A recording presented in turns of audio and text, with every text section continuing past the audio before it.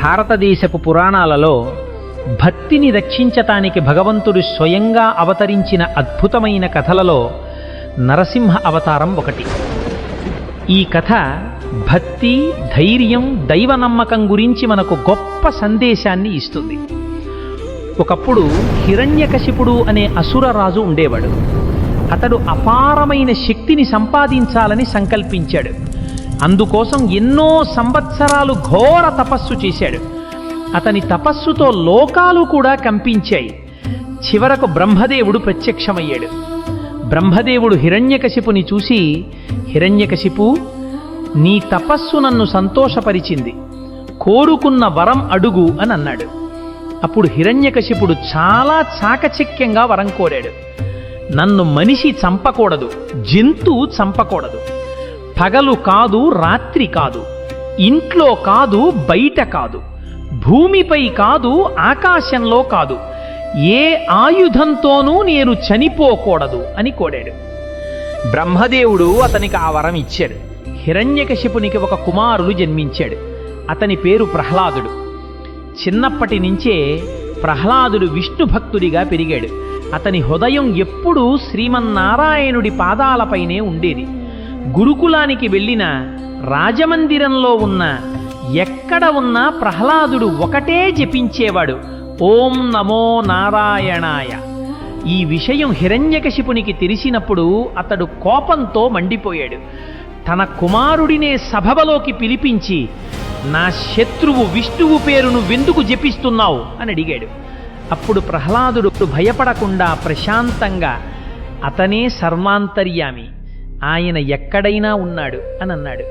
ఈ మాటలు విని హిరణ్యకశిపుడి కోపం మరింత పెరిగింది. ప్రహ్లాదుడి భక్తిని మార్చలేనని గ్రహించి అతన్ని చంపాలని నిర్ణయించాడు. మొదట విషం ఇచ్చాడు, కానీ విషం పని చెయ్యలేదు.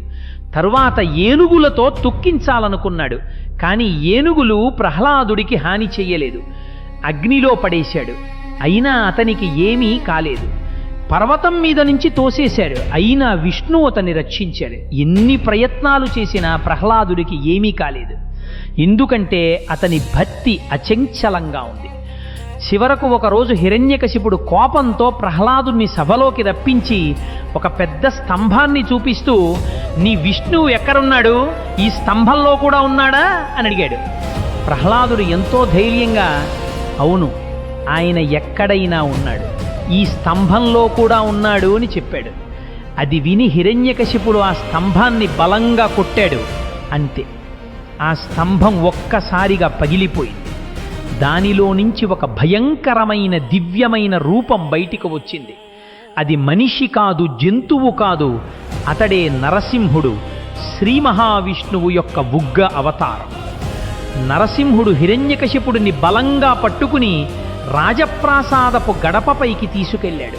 అది ఇంట్లో కాదు, బయట కాదు, అది పగలు కాదు, రాత్రి కాదు, సాయంకాలం. అతన్ని తన ఒడిలో కూర్చోబెట్టాడు. భూమిపై కాదు, ఆకాశంలో కాదు, తన గోళ్లతో సంహరించాడు. అది ఆయుధం కాదు. ఇలా బ్రహ్మ ఇచ్చిన వరం ఒక్కటిని అతిక్రమించకుండా హిరణ్యకశిపుడి అహంకారాన్ని నరసింహుడు నాశనం చేశాడు. హిరణ్యకశిపుడి సంహారమైన తర్వాత కూడా నరసింహుడు ఉగ్రరూపంలోనే ఉన్నాడు. దేవతలంతా భయపడ్డాడు. అప్పుడు చిన్న ప్రహ్లాదుడు భయపడకుండా ముందుకు వచ్చాడు. ప్రభు, మీ కోపాన్ని శాంతింపచేయండి అని ప్రార్థించాడు. ప్రహ్లాదుడి భక్తిని చూసి నరసింహుడు శాంతించాడు, అతన్ని ఆశీర్వదించాడు. అలా భక్తి అహంకారంపై గెలిచింది. దైవ నమ్మకం దుష్ట శక్తిని జయించింది. భక్తుడిని రక్షించడానికి భగవంతుడు స్వయంగా ప్రత్యక్షమయ్యాడు. అందుకే ఈ కథ మనకొక మహత్తర సత్యాన్ని చెబుతుంది.